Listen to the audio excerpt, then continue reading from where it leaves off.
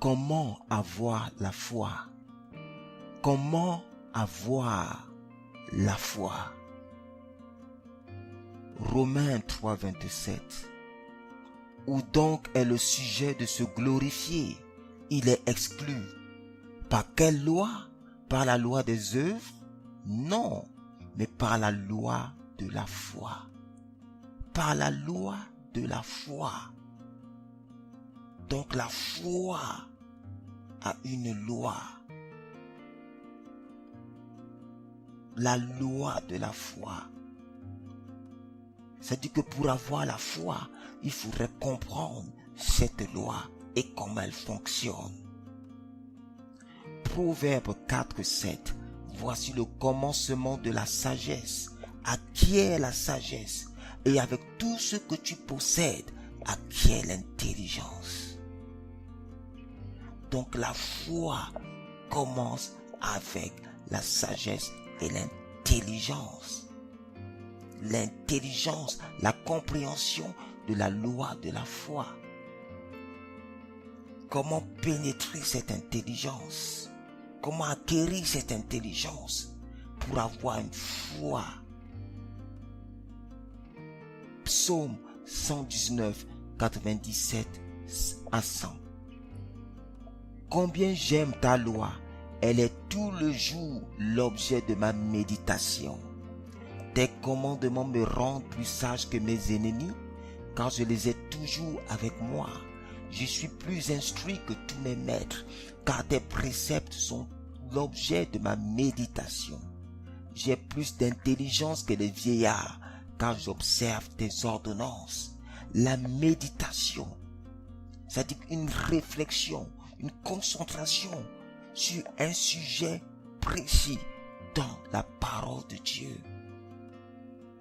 Méditez.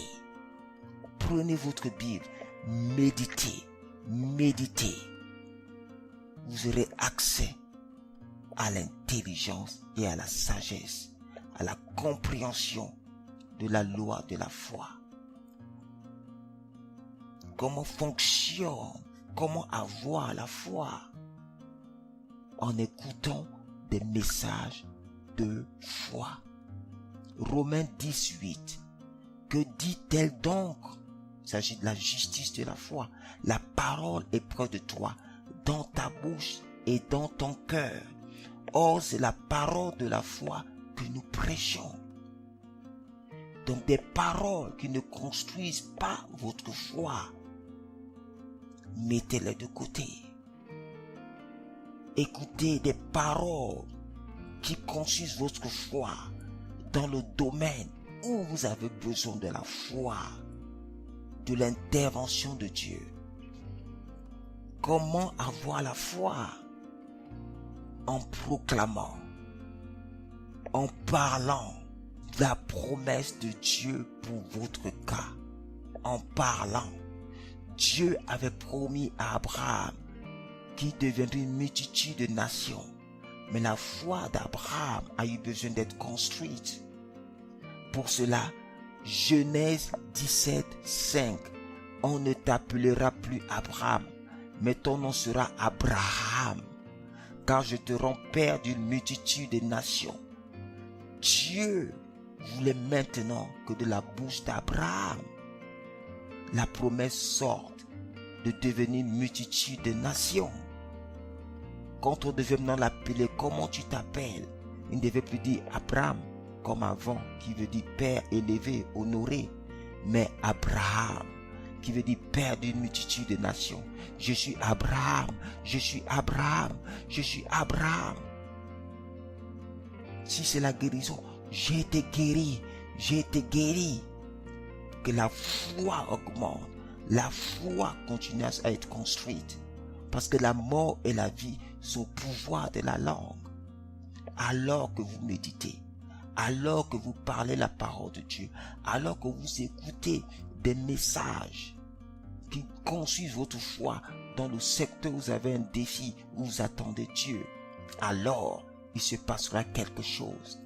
Romains 10, 17. Ainsi la foi vient de ce qu'on entend, et ce qu'on entend vient de la parole de Christ.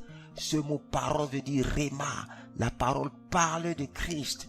Au milieu de ces paroles que vous entendez et que vous proclamez, le Christ qui est vivant vous parlera. Sa parole viendra dans votre cœur. C'est la première grande étape de l'obtention de la foi. La parole de Christ viendra à vous. Et maintenant, vous allez pas seulement parler la parole écrite, maintenant vous allez parler plus souvent la parole que le Christ vous a dite à vous.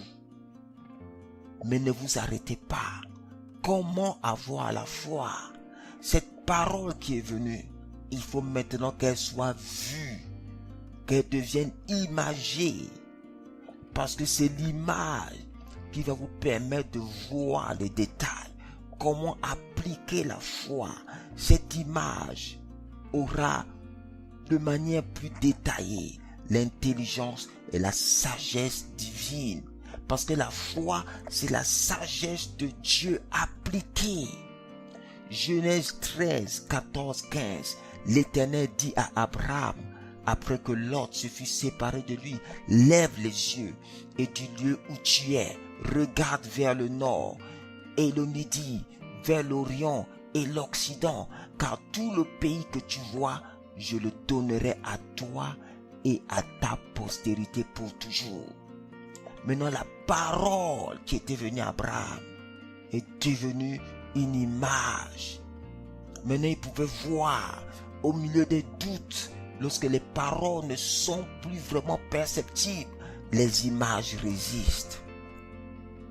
Voilà pourquoi Acte 4, 20, au milieu de persécutions, voilà ce que les disciples ont dit, car nous ne pouvons pas ne pas parler de ce que nous avons vu et entendu, voir et entendre.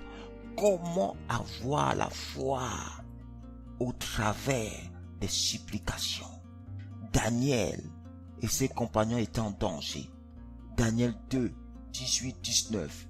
Les engageant à implorer la miséricorde du Dieu des cieux, afin qu'on ne fît pas périr Daniel et ses compagnons avec le reste des sages de Babylone. Alors, le secret fut révélé à Daniel dans une vision pendant la nuit, et Daniel bénit le Dieu des cieux. Il a accédé à la sagesse, il a accédé à la vision, il a accédé à la connaissance au travers des supplications. Comment avoir la foi? Au travers des guides spirituels, au travers des enseignants de la parole de Dieu. Acte 8, 31.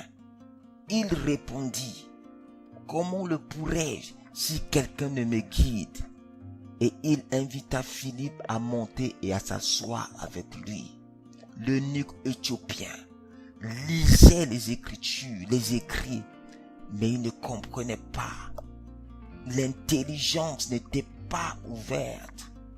Alors Philippe a dû lui expliquer, et son intelligence fut ouverte au point où lorsqu'il a vu l'eau, il a dit, qu'est-ce qui m'empêche d'être baptisé? Sa foi est venue de la compréhension, de l'intelligence qu'il a pu obtenir au travers des guides spirituels, d'enseignants loin de Dieu.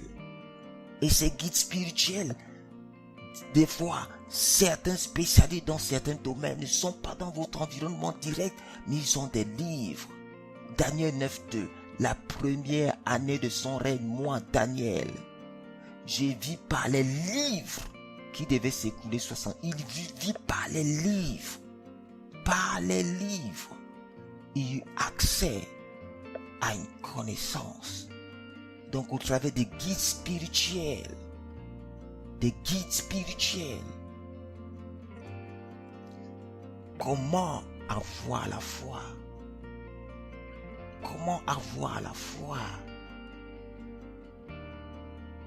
Comment avoir la foi? L'apôtre Paul a dit à Timothée, 2 Timothée 4, 13, quand tu viendras, apporte le manteau que j'ai laissé à Troas chez Carpus et les livres sur tous les parchemins. Et l'apôtre Paul a eu accès à l'intelligence, à la sagesse de Dieu, qui lui a donné une grande foi. Parce que la foi, c'est la sagesse de Dieu appliquée en action. Jésus a dit, celui qui met mes paroles en pratique est sage. Et c'est ça la foi. Comment avoir la foi? Hébreux 11.1. Hébreux 11.1 dit, la foi est une ferme assurance des choses qu'on espère, la démonstration de celles qu'on ne voit pas. La ferme assurance des choses qu'on espère. Avant la foi, il y a l'espérance. L'espérance. Abraham, dans Romains 4, 18, espérant qu'en toute espérance, il crut. L'espérance est avant. Espérez être guéri si vous êtes malade. Conservez l'espérance. Sans espérance, la foi ne naîtra pas.